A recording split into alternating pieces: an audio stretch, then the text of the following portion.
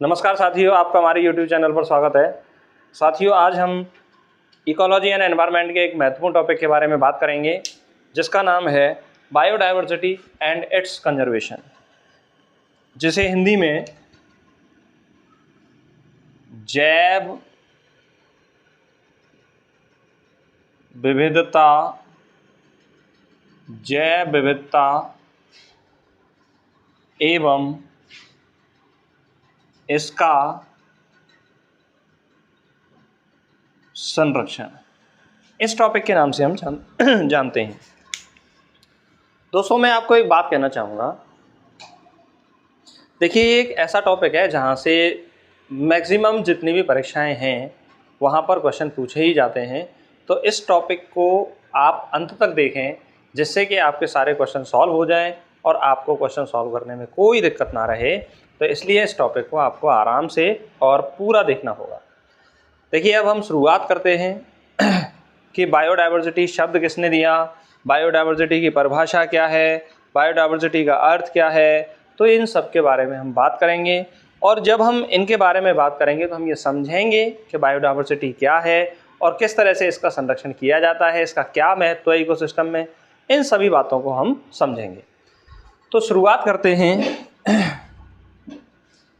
Biodiversity शब्द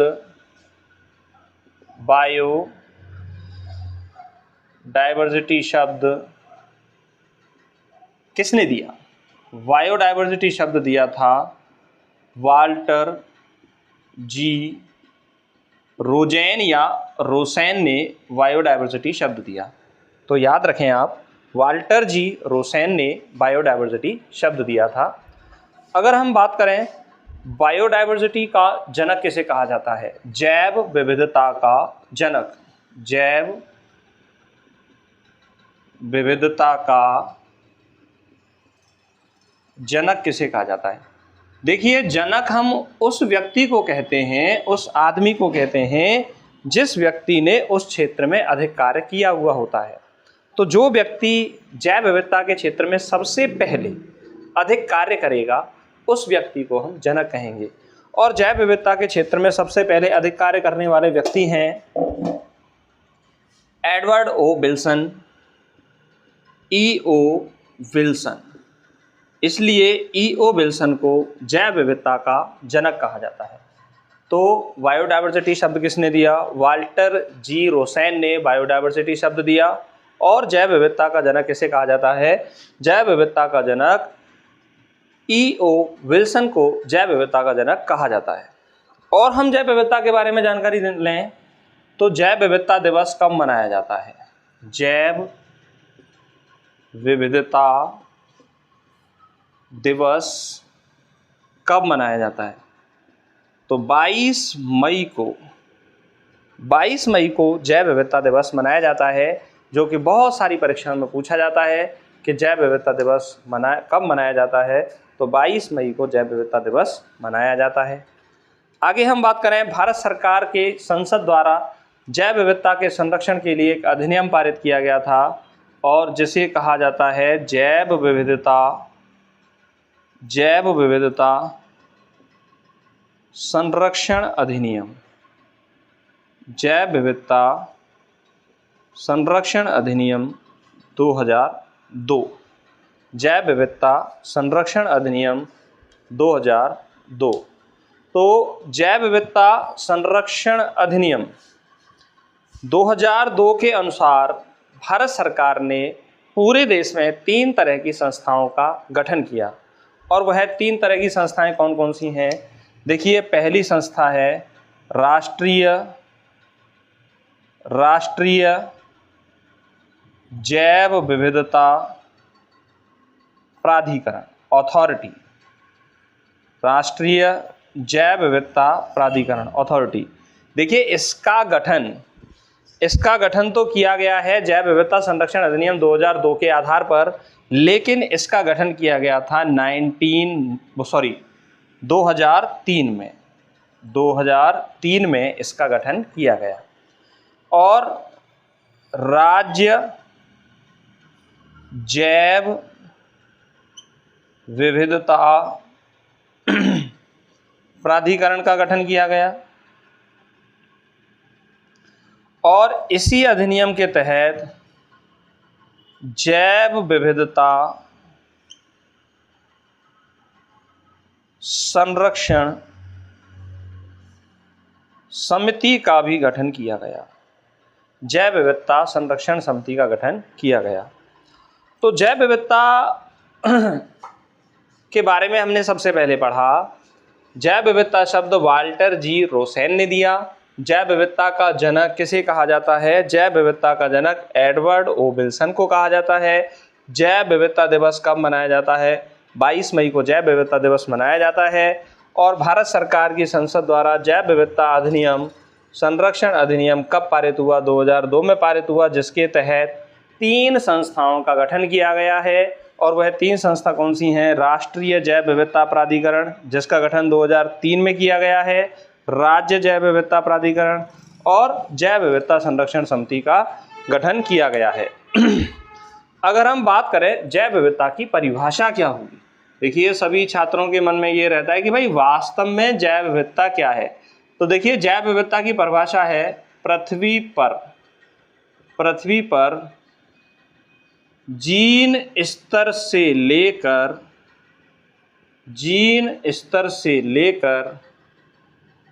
पारतंत्र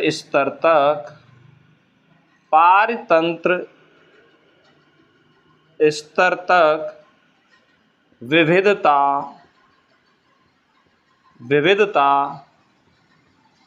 जैव विविधता कहलाती है। जैव विविधता कहलाती है।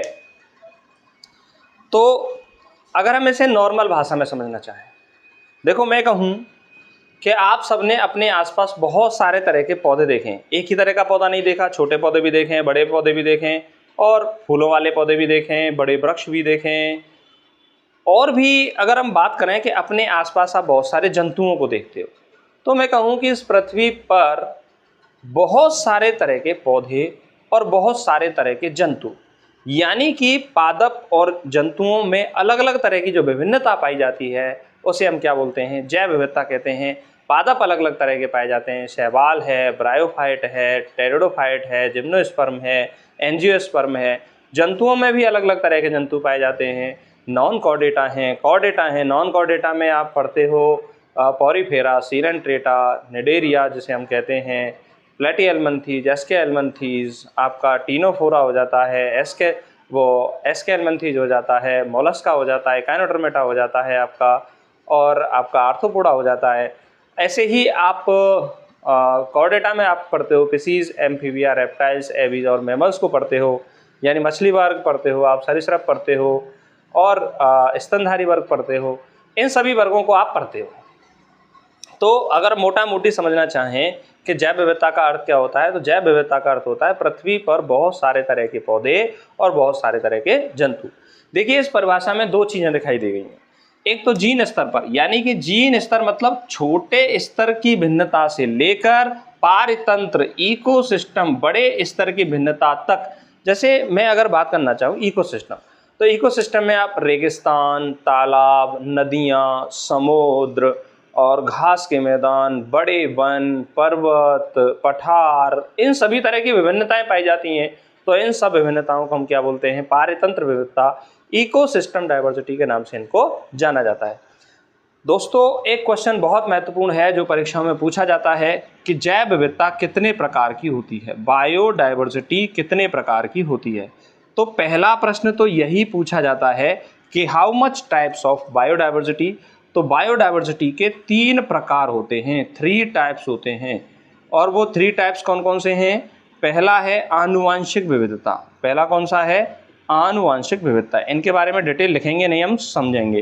पहला है आनुवांशिक विविधता। दूसरा है जातीय विविधता। दूसरा कौन सा है? जातीय विविधता। और तीसरा है पारतंत्र विविधता। तीसरा कौन सा है? पारतंत्र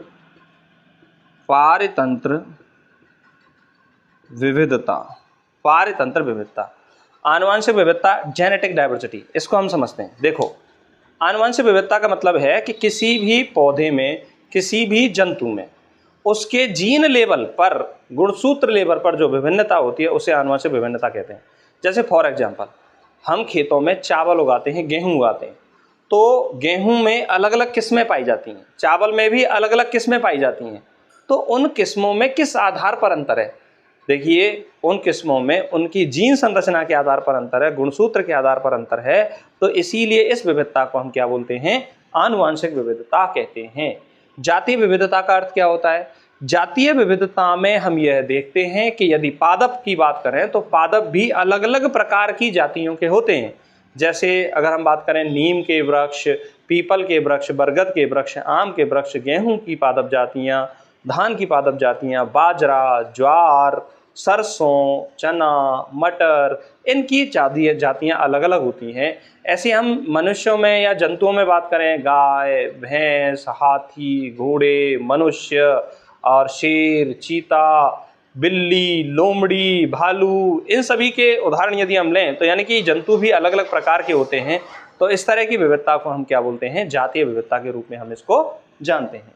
पारितंत्र विविधता की चर्चा अभी हमने थोड़ी देर पहले की थी कि यदि इकोसिस्टम में यदि कोई बदलाव है, जैसे फॉर एग्जांपल जलीय इकोसिस्टम, वायुमंडलीय इकोसिस्टम, स्थलीय इकोसिस्टम, वृक्ष का इकोसिस्टम, घास के मैदान, ज्वारनदमुख, एस्चुरी जिसे हम बोलते हैं, ज्वारनदमुख, यानी ज्वारनदमुख का अर्थ होता है एस्चुरी का मतलब जहाँ पर नदियाँ समुद्र में आकर क्या होती हैं? मिलती हैं। तो वहाँ की अपनी एक अलग डाइवर्सिटी है।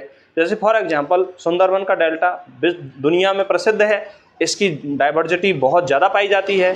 तो सुंदरवन का डेल्टा की भी डाइवर्सिटी क्या है? अलग अलग है। आगे हम बात करें कि पारितंत्र विविधता में मैंग्रोव वनस्पतियाँ हैं, आर्द्र भूमि है, रेगिस्तान है, वर्षा वन है, इन सबको हम किसके अंतर्गत गिनते हैं? पारिस्थितिक विविधता के अंतर्गत गिनते हैं, पारितंत्र विविधता के अंतर्गत गिनते हैं, इकोसिस्टम डाइवर्सिटी के अंतर्गत गिनते हैं। तो इम्पोर्टेंट बात क्या है? ये क्वेश्चन पूछा जाता है कि बायोडाइवर्सिटी कितने प्रकार की होती है? 3 प्रकार की बायोडाइवर्सिटी होती है। पहली होती है आनुवंशिक विविधता, दूसरी होती है जातीय विविधता और तीसरी होती है पारितंत्र विविधता। इकोसिस्टम डाइवर्सिटी के रूप में हम इसको जानते हैं। किसके रूप में जानते हैं? इकोसिस्टम डाइवर्सिटी के रूप में जानते हैं। आगे हम बात करें तो इस पृथ्वी पर बायोडाइवर्सिटी का मापन कौन सी संस्था करती है? तो अगर संस्था का नाम पूछा जाए कि इस पृथ्वी पर बायोडाइवर्सिटी का मापन कौन सी संस्था करती है, तो वह संस्था है IUCN। कौन सी संस्था है? IUCN। IUCN का फुल फॉर्म होती है international union for conservation nature and natural resources. तो जैव विविधता का जो मापन करने वाली संस्था है वह संस्था है IUCN, international union for conservation nature and natural resources. Nature and natural resources, यानी कि प्रकृति और प्राकृतिक संसाधनों की संरक्षण की जो संस्था है, WHO ने अपनी एक संस्था का निर्माण किया जिसका नाम है IUCN। इसके अनुसार पृथ्वी पर कुल जीव 1.5 मिलियन हैं। कितने हैं? पृथ्वी पर कुल जीव 1.5 मिलियन हैं। तो दोस्तों, इसको एक बार हम रिवाइज कर देते हैं। देखिए, बायोडाइवर्सिटी शब्द किसने दिया? बायोडाइवर्सिटी शब्द दिया वाल्टर जी रोसेन ने बायोडाइवर्सिटी शब्द दिया। जैव विविधता का जनक किसे कहा जाता है? एडवर्ड ओ विल्सन को जैव विविधता का जनक कहा जाता है। जैव विविधता दिवस कब मनाया जाता है? 22 मई को जैव विविधता दिवस मनाया जाता है। भारतीय संसद के द्वारा जैव विविधता संरक्षण अधिनियम कब पारित किया गया? 2002 में पारित किया गया, जिसके तहत 3 संस्थाओं का गठन किया गया: राष्ट्रीय जैव विविधता प्राधिकरण, राज्य जैव विविधता प्राधिकरण, जैव विविधता संरक्षण समिति। राष्ट्रीय जैव विविधता प्राधिकरण का गठन जो है वो कब किया गया है? 2003 में किया गया है। इसकी परिभाषा क्या है कि पृथ्वी पर जीन स्तर से लेकर पारतंत्र स्तर तक जो विविधता पाई जाती है उस विविधता को हम क्या बोलते हैं, जैव विविधता, बायोडायवर्सिटी कहते हैं। बायोडायवर्सिटी कितने प्रकार की होती है, 3 प्रकार की होती है। एक है आनुवंशिक विविधता, दूसरी है जातीय विविधता, तीसरी है पारतंत्र विविधता। वैश्विक लेवल पर बायोडायवर्सिटी का आकलन किसके द्वारा किया जाता है, IUCN के द्वारा किया जाता है, जिसकी फुल फॉर्म है international union for conservation of nature and natural resources, जिसकी फुल फॉर्म है। तो दोस्तों अब हम आगे बात करते हैं कि जैव विविधता में भारत क्या स्थान है, भारत में जैव विविधता किस तरह की होती है, जैव विविधता का इकोसिस्टम में क्या महत्व है, और जैव विविधता जो है किस तरह से हमारे लिए लाभदायक है, और जैव विविधता क्यों जरूरी है, जैव विविधता का होना क्यों आवश्यक है, और इससे क्या लाभ है, क्या नुकसान है, किस तरह से जैव विविधता की क्षति हो रही है, और जैव विविधता हमारे लिए क्या प्रभावशाली प्रभाव दिखाती है, इन सब के बारे में हम क्या करेंगे, चर्चा करेंगे। तो देखिए सबसे पहले हम एक आंकड़ा लेते हैं।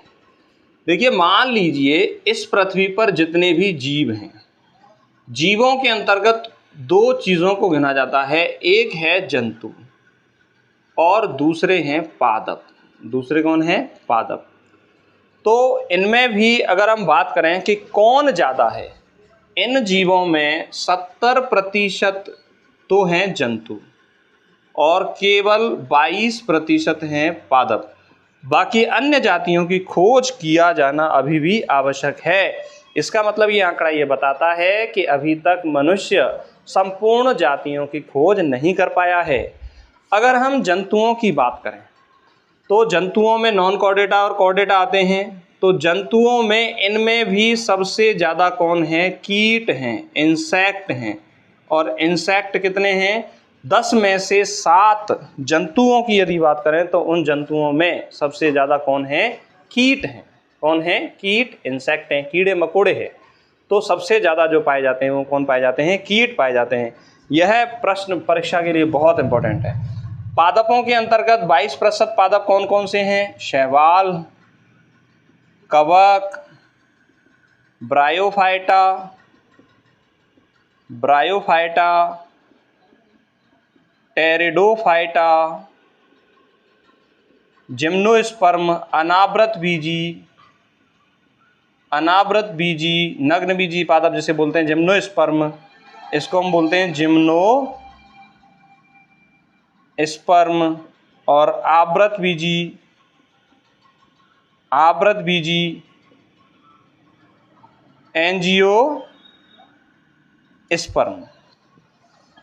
एंजियोस्पर्म।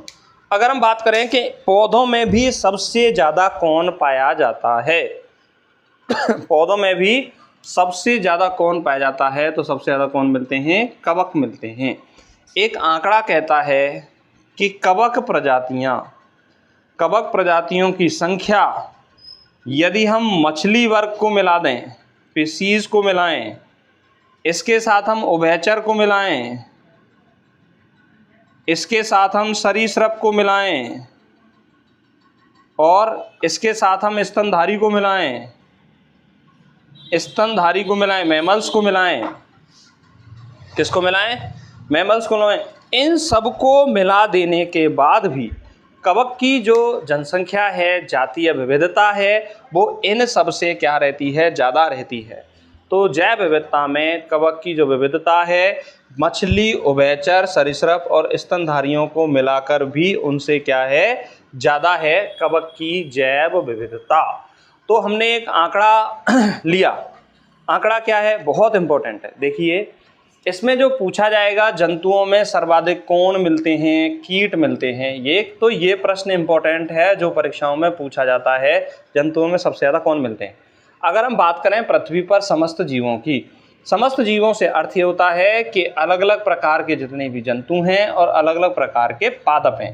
तो पादप और जंतुओं की तुलना करें तो इनमें सबसे ज़्यादा कौन पाए जाते हैं, जंतु पाए जाते हैं। 70%, 22% पादप पाए जाते हैं। जंतुओं में भी कीट सबसे ज़्यादा पाए जाते हैं, 70% मिलते हैं। अन्य जंतुओं की संख्या क्या है, कम है। और पादपों में कौन है? शैवाल है, कवक है, ब्रायोफाइटा है, टेरिडोफाइटा है, जिम्नोस्पर्म है और इनमें भी किसकी जनसंख्या ज़्यादा है? कवक की ज़्यादा है। एक आंकड़ा कहता है कि कवक की जनसंख्या मछली, उभयचर, सरीसृप और स्तनधारियों को भी मिला दें तो कवक की जनसंख्या इनसे क्या होती है? ज़्यादा होती है। अब हम बात करें कि भारत विश्व का कितना प्रतिशत क्षेत्रफल घेरता है, तो भारत विश्व का 2.4% क्षेत्रफल रखता है। कितना रखता है? 2.4% क्षेत्रफल रखता है। लेकिन यहाँ पर जातीय विविधता क्षेत्रफल से भी ज़्यादा है और वह है 8.1%। कितनी है? 8.1%। मतलब भारत का क्षेत्रफल भले ही कम है लेकिन यहाँ की जो बायोडाइवर्सिटी है वो बहुत ज़्यादा है, और उस बायोडाइवर्सिटी का जो मापन यदि हम करें तो वह बायोडाइवर्सिटी है 8.1%। कितनी है? 8.1%। तो अब हम बात करें कि बायोडाइवर्सिटी कहाँ कहाँ ज़्यादा पाई जाती है। तो देखिए, ये पृथ्वी क्या है? गोल है, और पृथ्वी के अगर हम बीच में एक रेखा खींचें तो इसे हम क्या बोलते हैं? भूमध्य रेखा। क्या कहते हैं? भूमध्य रेखा। देखिए, भूमध्य रेखा से और ऊपर की ओर चलें नॉर्थ ध्रुव की ओर, भूमध्य रेखा से नीचे की ओर चलें साउथ ध्रुव की ओर, साउथ पोल की ओर, तो जैव विविधता में क्या आती है? कमी आती है। जैव विविधता में क्या आती है? कमी आती है। और यहाँ पर भी जैव विविधता में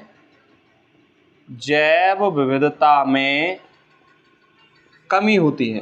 तो बायोडाइवर्सिटी कहाँ होती है? बायोडाइवर्सिटी अधिक कहाँ होती है? भूमध्य रेखा के आसपास होती है। तो यानी कि अक्षांश बदलने पर, भूमध्य रेखा से ऊपर की ओर जाने पर जैव विविधता में क्या आती है? कमी आती है, और इस गुण को कहा जाता है अक्षांशीय प्रवणता। क्या कहा जाता है? अक्षांशीय प्रवणता। तो मोस्ट इंपॉर्टेंट है, आपसे पूछने लग जाए कि भाई जैव विविधता कहाँ कहाँ पर होती है, तो आप सीधा सीधा कहेंगे कि अक्षांश बदलने पर, यानी भूमध्य रेखा से उत्तरी ध्रुव की ओर जाएं, दक्षिणी ध्रुव की ओर आएं, तो जैव विविधता धीरे धीरे क्या होती चली जाती है? कम होती चली जाती है। और इसीलिए हम इसको क्या बोलते हैं? अक्षांशीय प्रवणता कहते हैं। देखिए, एक महाद्वीप है दक्षिण अमेरिका। कौन सा महाद्वीप है? दक्षिण अमेरिका। दक्षिण अमेरिका। इस दक्षिण अमेरिका महाद्वीप में एक विशेष प्रकार के वन पाए जाते हैं, अमेजन वर्षा वन, जो अमेजन नदी के किनारे हैं। अमेजन वर्षा वन पृथ्वी पर सर्वाधिक बायोडाइवर्सिटी अमेजन वर्षा वन में पाई जाती है। इसीलिए पृथ्वी पर ऑक्सीजन भी सबसे ज़्यादा प्रदान करेंगे, और इन्हीं अमेजन वर्षा वन को पृथ्वी का फेफड़ा कहा जाता है। फुफ्फुस ऑफ अर्थ, यानी कि हम बोलें तो लंग्स ऑफ अर्थ किसको कहा जाता है? अमेजन वर्षा वन को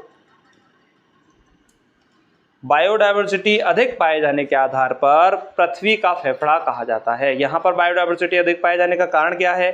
क्योंकि अमेजन वर्षा वन भूमध्य रेखा पर है। कहाँ पर है? भूमध्य रेखा पर। और जहाँ पर अमेजन भूमध्य रेखा है वहाँ पर तापमान और वर्षा की मात्रा क्या है? ज़्यादा है, जिसके कारण वहाँ पर जीव विविधता भी क्या है? ज़्यादा है, और इसीलिए अमेजन वर्षा वन को पृथ्वी का क्या कहा जाता है? फेफड़ा कहा जाता है।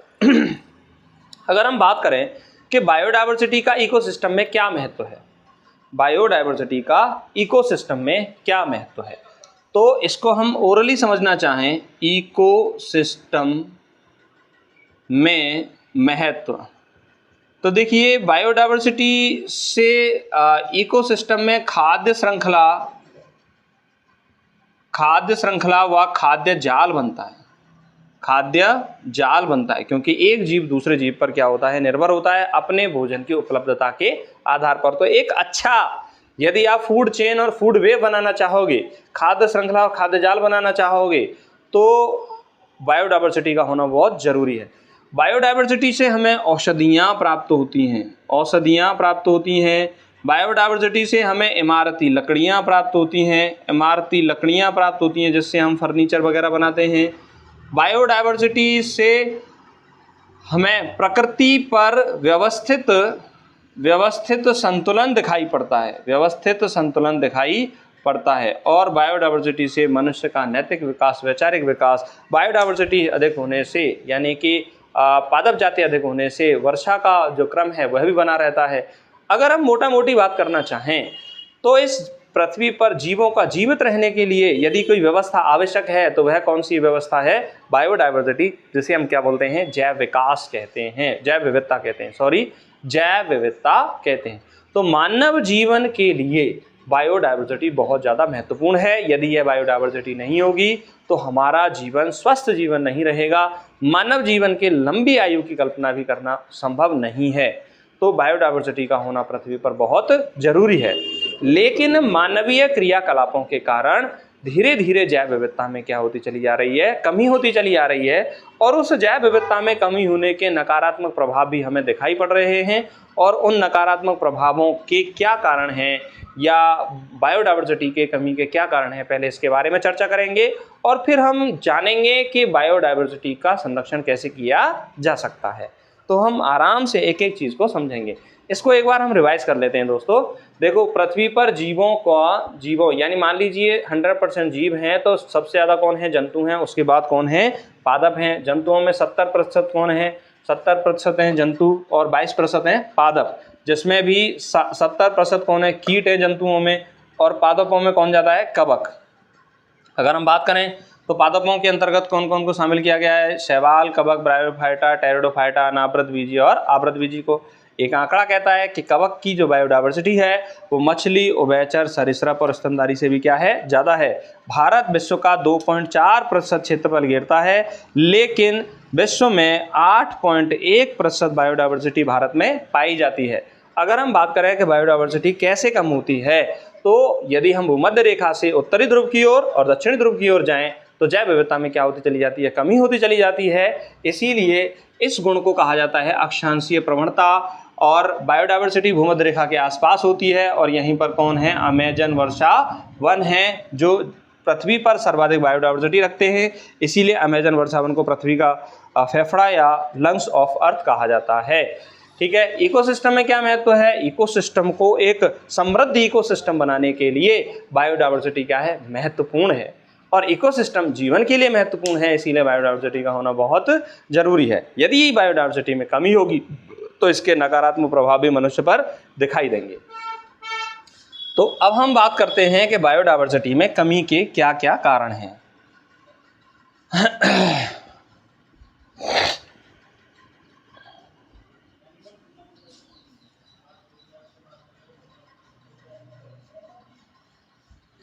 बायोडायवर्सिटी यदि कम रहती है तो मानव जीवन पर, पृथ्वी पर नकारात्मक प्रभाव हमें दिखाई पड़ रहे हैं, और उन नकारात्मक प्रभाव का कारण भी कहीं ना कहीं क्या है, बायोडायवर्सिटी का धीरे धीरे क्या होता जाना, कम होता चला जाना।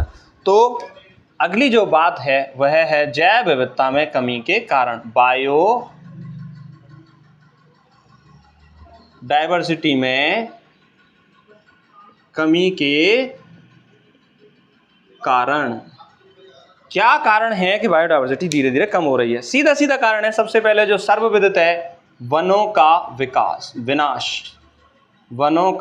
विनाश। यदि वन नष्ट हो जाएंगे तो पादप जातियां भी नष्ट होंगी और उस वन में रहने वाले जीव जंतु भी नष्ट होंगे, तो धीरे धीरे बायोडायवर्सिटी भी क्या होती चली जाएगी, कम होती चली जाएगी। तो वनों के विनाश के कारण भी क्या है, बायोडायवर्सिटी क्या हो रही है, कम हो रही है। दूसरा जो विशेष कारण है, प्राकृतिक संसाधनों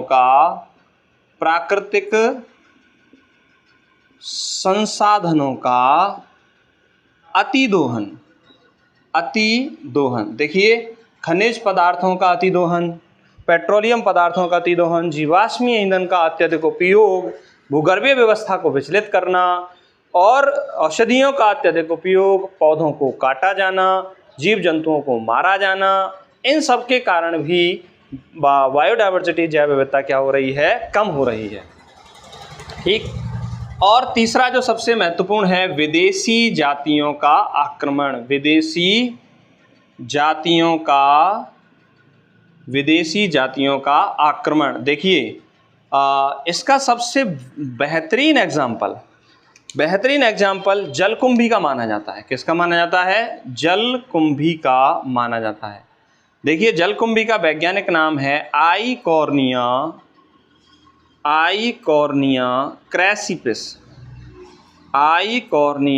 क्रैसिपिस जलकुंभी का वैज्ञानिक नाम है। तो आइकॉर्निया क्रैसिपिस भारतीय जलाशय में पाए जाने वाला पौधा नहीं है, विदेश से लाया गया पौधा है जो देखने में सुंदर दिखाई देता है, लेकिन अपनी जनसंख्या में कुछ ही समय में इतनी वृद्धि कर लेता है कि उस जलाशय की संपूर्ण ऑक्सीजन का उपयोग स्वयं कर लेता है। उस जलाशय में जितने भी जीव जंतु पाए जाते हैं उनके लिए ऑक्सीजन की मात्रा कम हो जाती है, जिसके कारण वो जीव जंतु मर जाते हैं। और ऐसा बंगाल में हुआ था, तो इसीलिए जलकुंभी को बंगाल का आतंक कहा जाता है। क्या कहा जाता है? बंगाल का आतंक कहा जाता है। किसको कहा जाता है? जलकुंभी को बंगाल का आतंक बोला जाता है। ठीक है, क्यों बोला जाता है? क्योंकि जलकुंभी जिस जलाशय में होती है उस जलाशय की संपूर्ण ऑक्सीजन का क्या कर लेती है? उपयोग कर लेती है। इसीलिए जलकुंभी को क्या बोलते हैं हम? बंगाल का आतंक कहते हैं। तो उसके कारण भी यानी कि विदेशी जातियां जो हैं वहाँ की प्राकृतिक जातियों के लिए क्या हो गई? खतरा हो गई। अगर मैं कहूँ कि आप के भोजन पर किसी दूसरे का अधिकार हो जाए तो स्वयं आप भूखे मर जाओगे। तो ऐसे ही जो विदेशी जातियां हैं वहाँ के स्थानीय जातियों के भोजन पर अधिकार जमाने के कारण धीरे धीरे वहाँ की स्थानीय जातियां में क्या होती चली जाती है? नष्ट होती चली जाती हैं। तो जैव विविधता में क्या हो रही है? कमी हो रही है। ठीक। चौथा जो एग्जाम्पल है वह है सह विलुप्तता। क्या है? सह विलुप्तता। सह विलुप्तता का अर्थ ये है कि आप देखते होंगे कि बहुत सारे पौधे ऐसे हैं, बहुत सारे जंतु ऐसे हैं जो अन्य जंतुओं पर ही क्या रहते हैं? जीवित रहते हैं। तो मान लीजिए कि पहला वाला यदि पादप या जंतु नष्ट हो गया तो दूसरा वाला भी पादप या जंतु क्या हो जाएगा? नष्ट हो जाएगा, जो उस पर निर्भर करता है। यानी कि खाने वाले का भोजन ही नष्ट हो गया तो वह व्यक्ति जो खाना या जो जंतु है, जो पादप है, उस पर अधिपादप जिसे बोलते हैं, तो वह भी क्या होते हैं? धीरे धीरे नष्ट होते चले जाते हैं। तो इसीलिए हम इनको क्या बोलते हैं? सहविलुप्तता। तो यानी एक के नष्ट होने से दूसरे की निर्भरता जो निर्भर है वह भी नष्ट होता है। तो उसके कारण भी क्या होता है? बायोडायवर्सिटी में कमी होती है। तो बायोडायवर्सिटी के प्रमुख 4 कारणों को हमने देखा। पहला कारण है, अन्य कारण भी हैं, बहुत सारे कारण हैं, लेकिन प्रमुख 4 कारण हैं। पहला कारण क्या है? वनों का विनाश। पहला कारण क्या है? वनों का विनाश। दूसरा है प्राकृतिक संसाधनों का अत्यधिक उपयोग, अतिदोहन, विदेशी जातियों का आक्रमण, जिसमें हमने किसका उदाहरण लिया है? जलकुंभी का उदाहरण लिया, जिसका वैज्ञानिक नाम है आइकॉर्निया क्रैसिपिस। और तीसरा, इसी जलकुंभी को क्या कहा जाता है? बंगाल का आतंक कहा जाता है। और सह विलुप्तता, एक यदि पादप या जंतु जाति नष्ट हो जाती है तो उस पर निर्भर करने वाली पादप या जंतु जातियाँ स्वयं नष्ट हो जाती हैं। तो इसे हम क्या बोलते हैं? सह विलुप्तता। क्या कहते हैं इसको हम? सह विलुप्तता। तो दोस्तों इस तरह से हमने देखा कि बायोडायवर्सिटी की क्या है? कमी किस तरह से हो रही है। अब हम बात करते हैं कि भाई इस दुनिया में बायोडायवर्सिटी के कमी पर चर्चा की गई कि भाई इस कमी को कैसे रोका जा सकता है, इस कमी को कैसे रोका जा सकता है और बायोडायवर्सिटी का संरक्षण कैसे किया जा सकता है। तो बायोडायवर्सिटी के संरक्षण की हम बात करें तो बायोडायवर्सिटी का संरक्षण मोस्ट इम्पॉर्टेंट है। जो पूछा जाता है बायोडायवर्सिटी का संरक्षण, जैव विविधता का संरक्षण। देखिए वैज्ञानिकों ने 2 उपाय सुझाए। एक तो उपाय था इन सिटू कंजर्वेशन,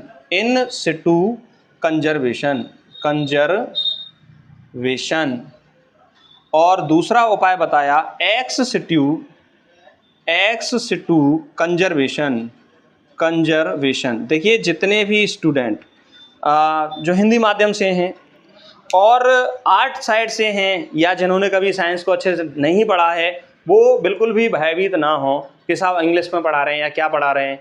बिल्कुल परीक्षा में इन सिटू नाम से ही पूछा जाता है, परीक्षा में एक्स सिटू नाम से ही पूछा जाता है। अगर हम इनका हिंदी अर्थ याद रखेंगे तो कहीं ना कहीं हम उस प्रश्न को गलत करेंगे।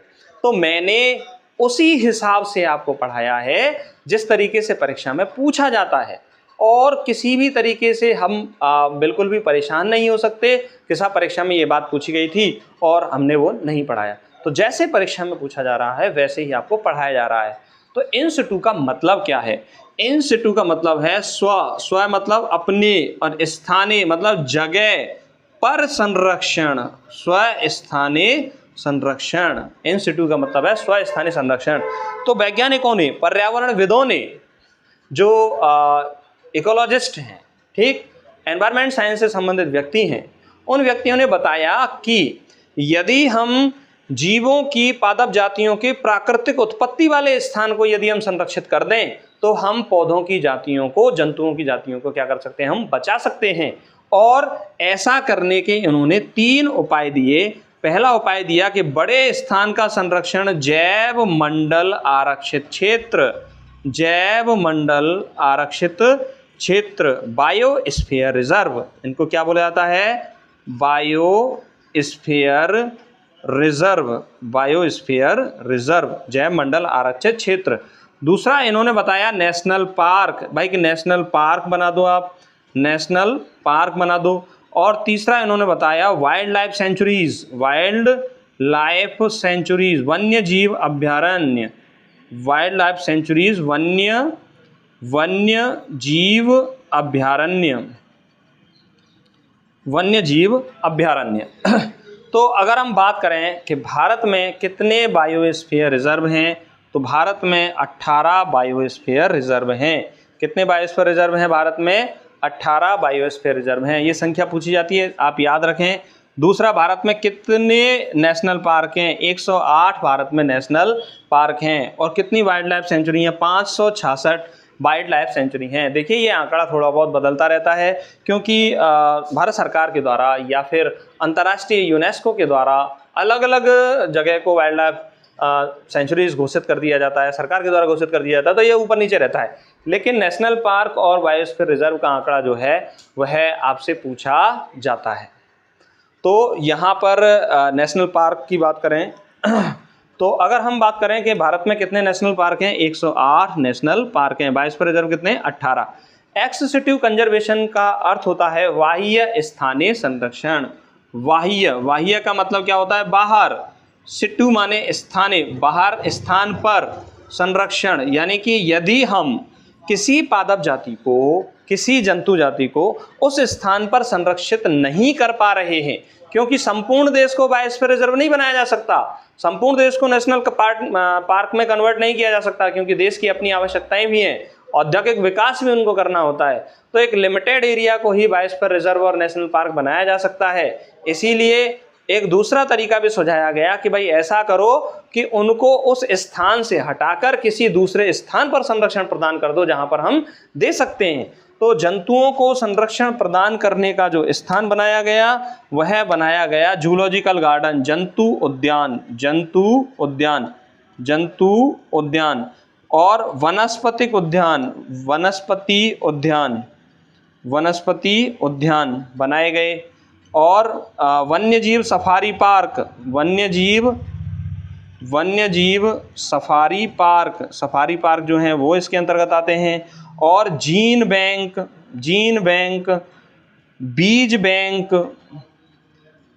बैंक और जर्म प्लाज्म बैंक, इनको भी एक्सेसिटिव कंजर्वेशन के अंतर्गत गिना जाता है। तो देखो दोस्तों, हमें सबसे पहले ये देखना है कि परीक्षा में प्रश्न कैसे आता है।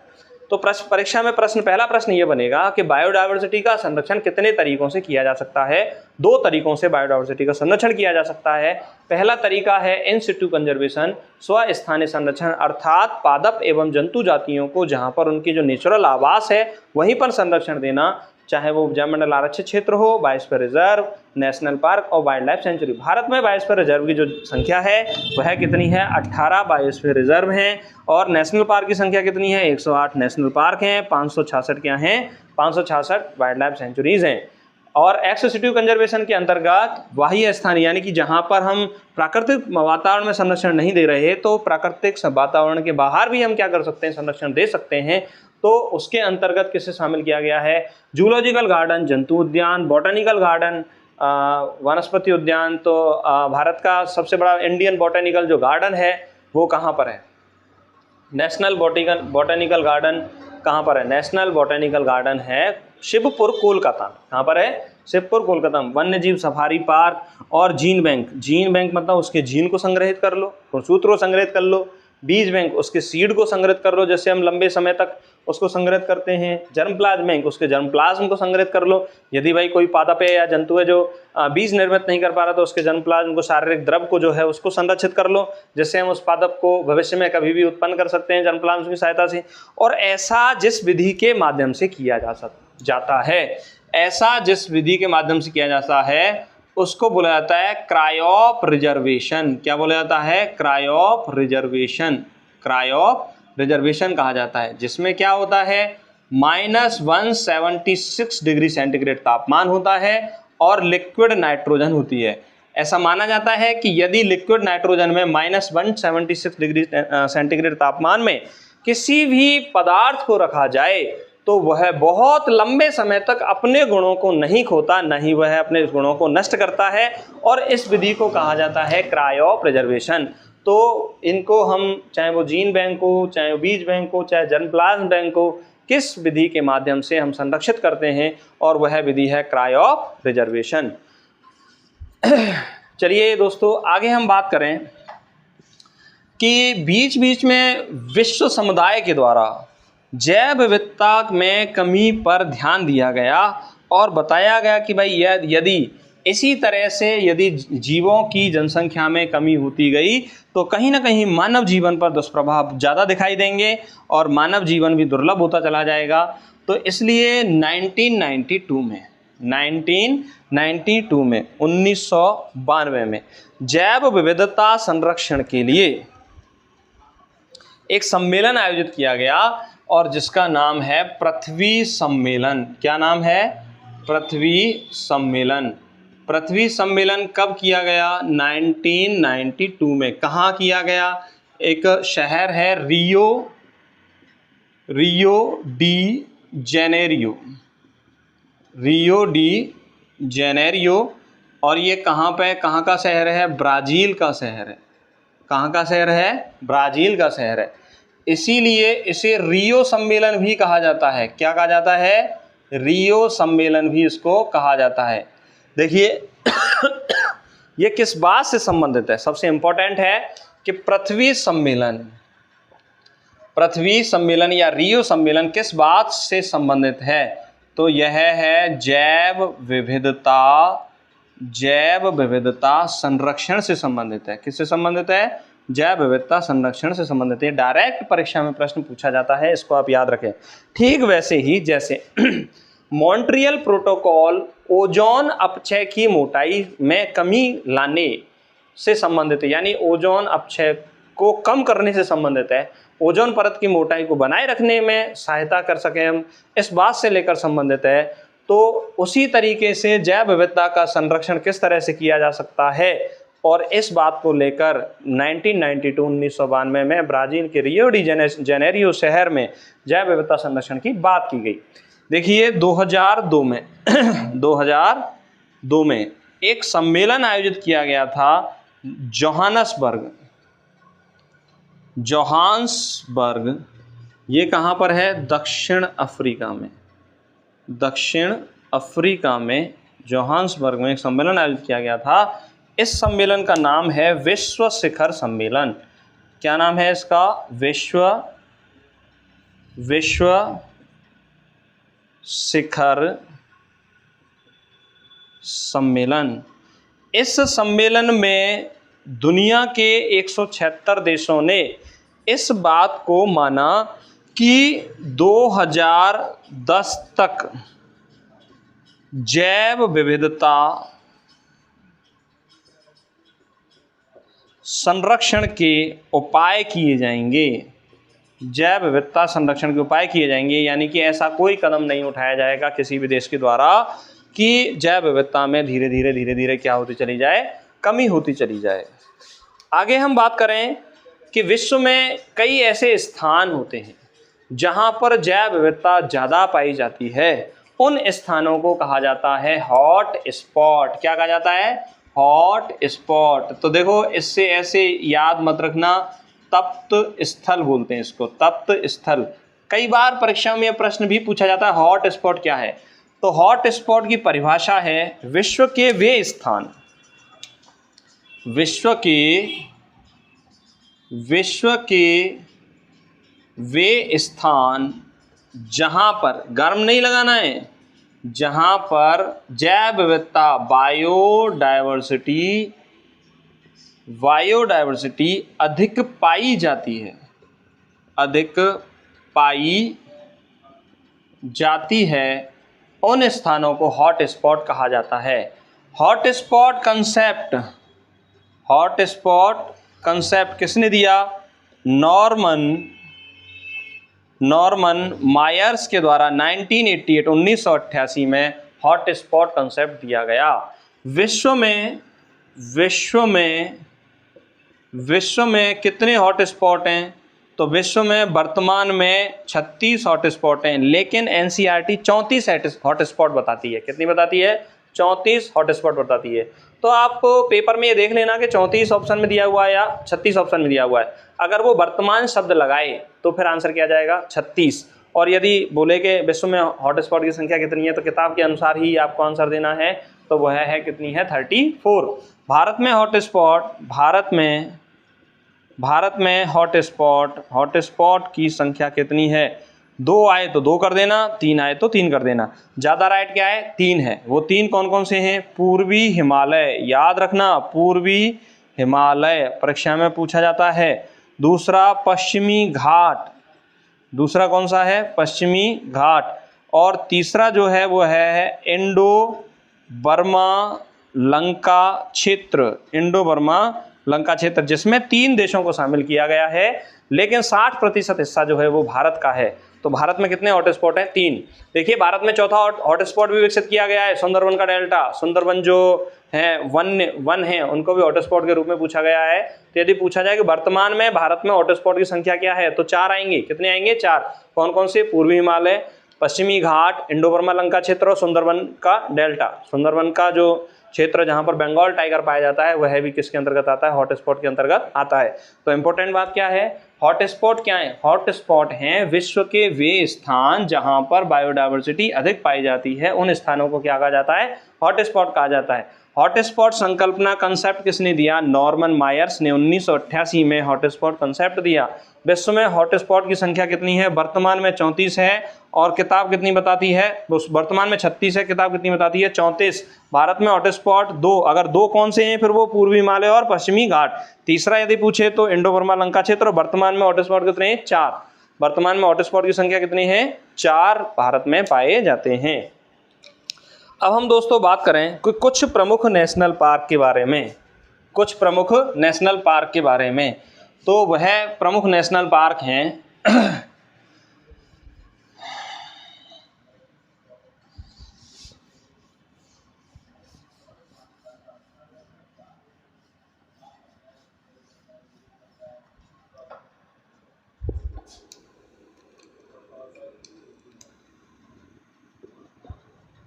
प्रमुख नेशनल पार्क।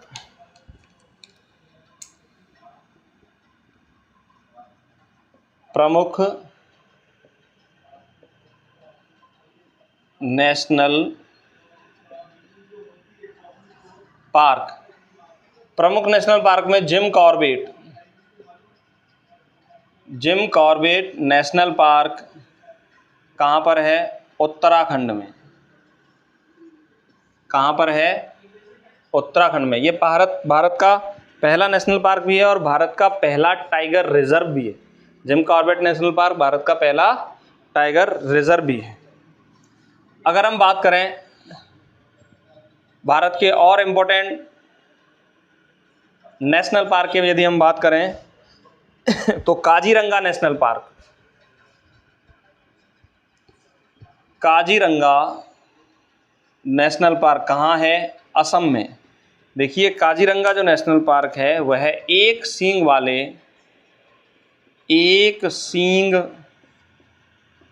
वाले गैंडा के लिए प्रसिद्ध है। तीसरा जो नेशनल पार्क है मानस नेशनल पार्क, यह भी कहाँ पर है? असम में है। कहाँ पर है? असम में। चौथा नेशनल पार्क है Kanha national park. Kanha national park ये कहाँ पर है? एमपी में पड़ता है। पांचवा नेशनल पार्क है बांदीपुर नेशनल पार्क, ये कर्नाटक में पाया जाता है और यह हाथियों के लिए प्रसिद्ध है। किसके लिए प्रसिद्ध है? हाथियों के लिए। अगला जो नेशनल पार्क है वह है Keoladeo national park. Keoladeo national park ये भरतपुर राजस्थान में है। भरतपुर राजस्थान में है और यह साइबेरियन सारस के लिए प्रसिद्ध है। साइबेरियन सारस के लिए यह नेशनल पार्क प्रसिद्ध है। केवलादेव नेशनल पार्क साइबेरियन सारस के लिए प्रसिद्ध है। आगे हम बात करें गिर नेशनल पार्क। गिर नेशनल पार्क कहाँ पर है? गुजरात में है और यह एशियाई शेर के लिए प्रसिद्ध है। किसके लिए प्रसिद्ध है? एशियाई शेर के लिए प्रसिद्ध है। आगे हम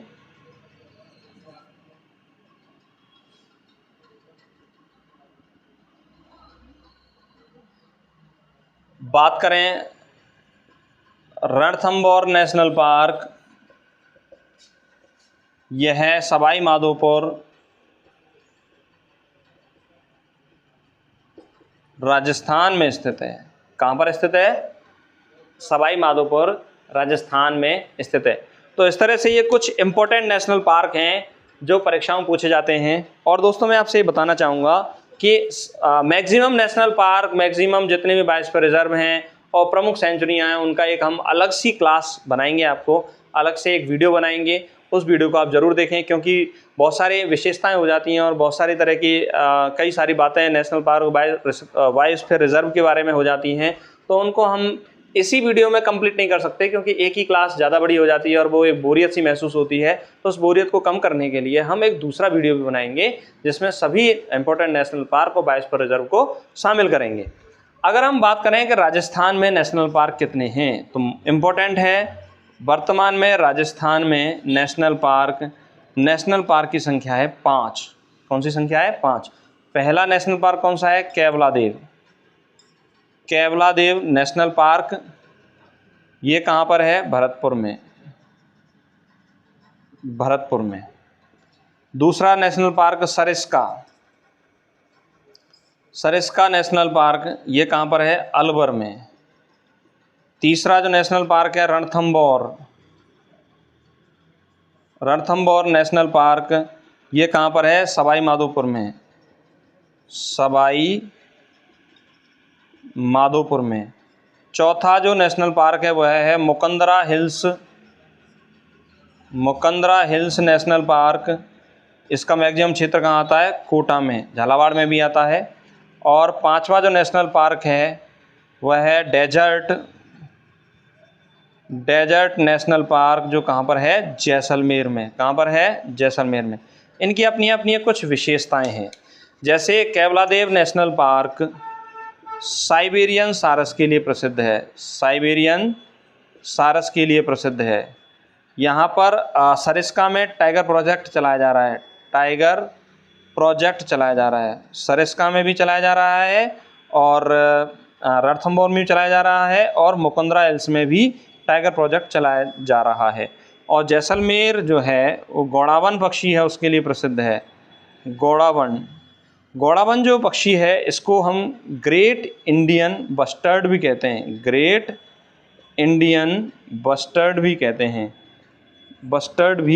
हैं। तो गौड़ावन के लिए ये प्रसिद्ध है। तो इस तरह से दोस्तों आज हमने एक महत्वपूर्ण टॉपिक जो इकोलॉजी और एनवायरनमेंट का है वह हमने फिनिश किया, और वह है बायोडाइवर्सिटी एंड इट्स कंजर्वेशन। जैव विविधता क्या है, इसका संरक्षण कैसे किया जा सकता है।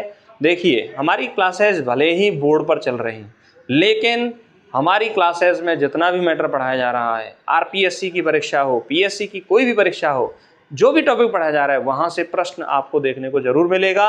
और बहुत ही कम टाइम में हमने कोशिश की है कि पूरे टॉपिक को आपको हम पढ़ा रहे हैं। तो जब भी आप कोई भी क्लास लें, माध्यम कैसा भी हो सकता है, हम जैसे भी आपके साथ जो भी हम सूचना पहुंचा रहे हैं, जिस भी माध्यम से पहुंचा रहे हैं, चाहे वो व्हाइट बोर्ड हो, चाहे वो डिजिटल बोर्ड हो, चाहे वो कोई अन्य तरीका हो, उनको आप विशेष रूप से सुनते रहें। वे सभी स्टूडेंट जो पहली बार हमारी क्लास ले रहे हैं, कमेंट सेक्शन बॉक्स में ज़रूर बताएं कि आपको ये क्लास कैसी लग रही है। अगर अच्छी लग रही है तो आप इस चैनल को सब्सक्राइब कर सकते हो, अपनी पढ़ाई को आप जारी रख सकते हो और अपनी ज्ञान में वृद्धि कर सकते हो। आपको कोई अलग से कोर्स लेने की आवश्यकता नहीं है, अलग से कोई पैसे डालने की आवश्यकता नहीं है। जितना ज्ञान आपको फ्री में मिल रहा है उसी से काम हो जाएगा, और ये जो भी चीज़ें हैं परीक्षा में आपको देखने को ज़रूर मिलेंगी और आपके लिए बहुत ज़्यादा लाभदायक रहेंगी। और इसी के साथ आज का ये चैप्टर समाप्त हुआ। नमस्कार, धन्यवाद।